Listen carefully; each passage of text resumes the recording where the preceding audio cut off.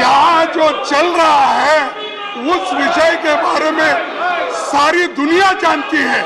अगर हमने कुछ कहा कि डेमोक्रेसी यहाँ पर नहीं चल रही ठीक ढंग से, संविधान के अनुसार नहीं चल रही है, डेमोक्रेसी के उसूलों के तहत नहीं चल रही है।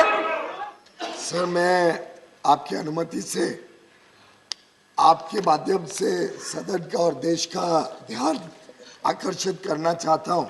किस प्रकार से बहुत ही शर्मनाक तरीके से एक विपक्ष के वरिष्ठ नेता ने भारत के लोकतंत्र के ऊपर प्रहार किया। भारत में जिस प्रकार से एक विदेशी देश में जाके जिस प्रकार से उन्होंने भारत की सेना का अपमान किया, भारत के सदन का अपमान किया, अध्यक्ष का अपमान किया, जिस प्रकार से उन्होंने प्रेस का अपमान किया, जुडिशरी का अपमान किया, और पूरे देश ने देखा कि विदेशी धरती पर जाकर विपक्ष के नेता ने किस प्रकार से पूरे भारतवासियों के ऊपर चोट लगाई है।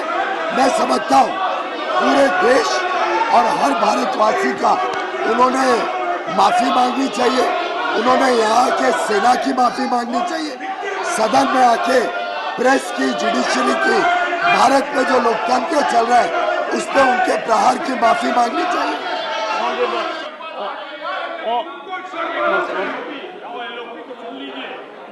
Honorable members, we are here to hear all sections of the house. आएगी सर। कल जो ज्ञान प्राप्त किया और सही प्राप्त किया और मार्गदर्शन मिला, और उसमें एक बात निचोड़ निकली कि हाउस में एक दिगर नेता कुछ कहते हैं तो प्रतिपक्ष के नेता को भी कहने का उतना ही अधिकार है और औरों को भी है। ये बात कल समझ में आई, पर एक बात और समझ में आई कि सभी माननीय सदस्यगण ने इस बात को तो सराहा कि यह सदन डिबेट, डायलॉग, डिस्कशन और डेलिब्रेशन का माध्यम होना चाहिए, पर एक पीड़ा व्यक्त की गई कि बेबसी में हम क्या करें।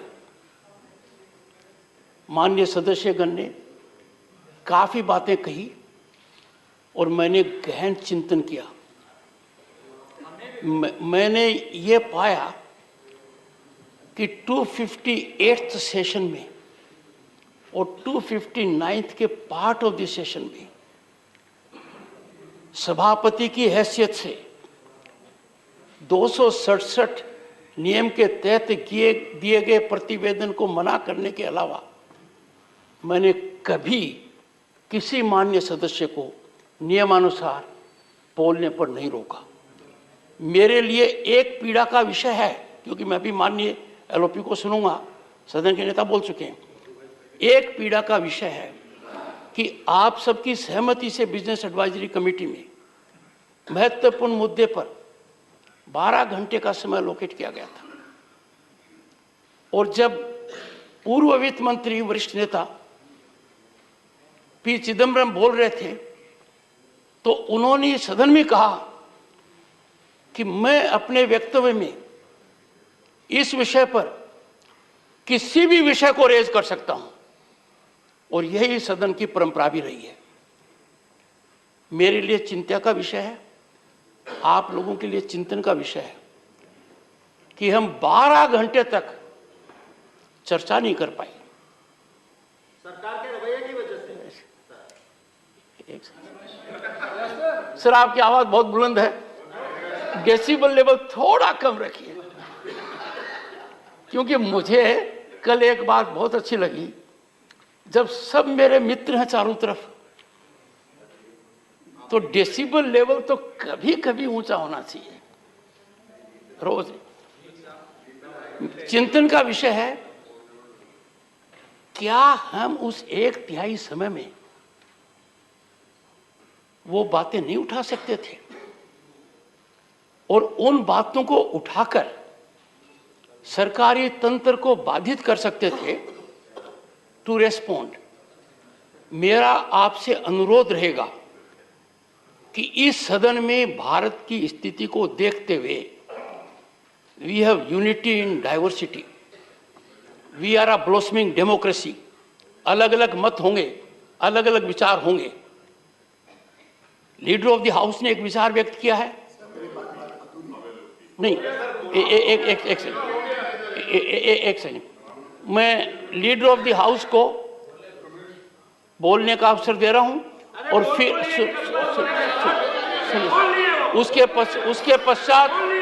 उसके पश्चात सदन के माननीय प्रतिपक्ष के नेता बोलेंगे। बोले संक्षिप्त में। सर मुझे बोलने तो दिया ही नहीं। प्लीज इतना डिस्टर्बेंस किया। सदन के नेता प्लीज संक्षिप्त में। सर बड़े ही शर्मनाक से अपनी बात कहिए प्लीज। बड़े ही शर्मनाक तरीके से एक विपक्षी नेता विदेशी देश में जाता है और भारत के लोकतंत्र पे अनाप शराब बातें करते हैं।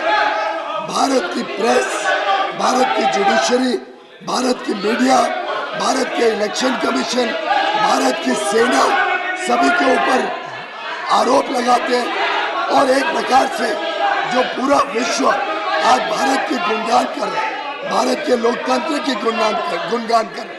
भारत लोकतंत्र की जननी है।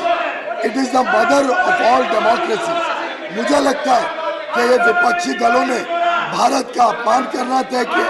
एक समाज सेवी संस्था को भी उसमें गलत अनाप शराब बातें कही गई। कहा गया जैसे प्रेस, जुडिशरी, सभी सिक्योरिटी एजेंसीज, इलेक्शन कमीशन कोई और कंट्रोल कर रहा है। इस प्रकार के गलत आरोप के लिए विपक्षी नेताओं ने और उन्होंने सदन में आके देशवासियों से माफी मांगनी चाहिए, देश की माफी मांगनी चाहिए, इस सदन की माफी मांगनी चाहिए, अध्यक्ष की माफी मांगनी चाहिए और लोकतंत्र क्या है वो उन्होंने समझने की आवश्यकता है। सर लोकतंत्र को खतरा तब था जब भारत के फंडामेंटल राइट्स सस्पेंड किए गए इमरजेंसी में। किसने किया? उन्हीं के पार्टी ने किया। लोकतंत्र खतरे में कब आता है? जब प्रेस की आवाज बंद करी जाती है, फ्रीडम ऑफ स्पीच रोकी जाती है। किसने किया? कांग्रेस पार्टी ने किया। लोकतंत्र कब खतरे में होता है? जब प्रधानमंत्री का वजूद वही नेता बाहर आके प्रेस के सामने कागज कानून फाड़ के सड़क पे फेंकते हैं, तब लोकतंत्र खतरे में।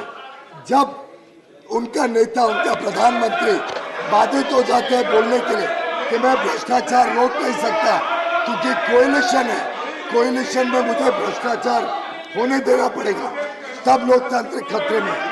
जब स्टेट गवर्नमेंट रोज उनकी पार्टी डिसमिस करती है, तब लोकतंत्र खतरे में कि राज्य सरकारों को जब चाहे उनकी पार्टी, उनके नेता, उनके प्रधानमंत्री, उनकी सरकार जब डिसमिस करती है 356 में बिना कोई कारण के। लोकतंत्र जब खतरे में है जब देश का विकास नहीं होता है और इनकी पार्टी ने पूरे देश को गरीबी में रहने का मजबूर किया। सर वो लोकतंत्र बचाने के लिए इनको सबसे पहले सदन में आके इनके नेता को माफी मांगनी पड़ेगी, देश की माफी मांगनी पड़ेगी, देशवासियों की माफी मांगनी पड़ेगी, सेना की माफी मांगनी पड़ेगी, प्रेस की माफी मांगनी पड़ेगी, जुडिशरी की माफी मांगनी पड़ेगी, इलेक्शन कमीशन की माफी मांगनी पड़ेगी, आपकी माफी मांगनी पड़ेगी और इस पूरे सदन की माफी मांगनी पड़ेगी।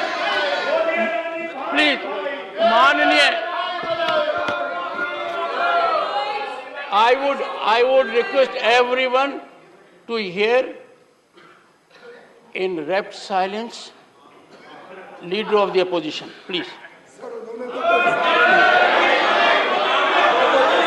सर मैं आपसे ये निवेदन करना चाहता हूं कि जो इस सदन का सदस्य नहीं है और वो दूसरे सदन से सदस्यों को यहाँ पर रेफर करके उनको टीका करना और पूरे कांग्रेस पार्टी के ऊपर टीका करना, ये जो लीडर ऑफ द हाउस है, इनके स्टेटमेंट को मैं कंडम करता हूं। और उन्होंने कहा डेमोक्रेसी को जो नहीं है इस देश में, जो ये बार बार कह रहे हैं, यहाँ जो चल रहा है उस विषय के बारे में सारी दुनिया जानती है। अगर हमने कुछ कहा कि डेमोक्रेसी यहाँ पर नहीं चल रही ठीक ढंग से, संविधान के अनुसार नहीं चल रही है, डेमोक्रेसी के उसूलों के तहत नहीं चल रही है कहना, और मैं ये कहना चाहता हूँ सर, मोदी साहब चाइना में जाके कहते हैं हिंदुस्तान में डेमोक्रेसी नहीं है, हिंदुस्तान बचा नहीं है, हिंदुस्तान 2014 के बारे में ये सब और मोदी कांग्रेस के खिलाफ, कांग्रेस के सरकार के खिलाफ इतनी आग भड़काई।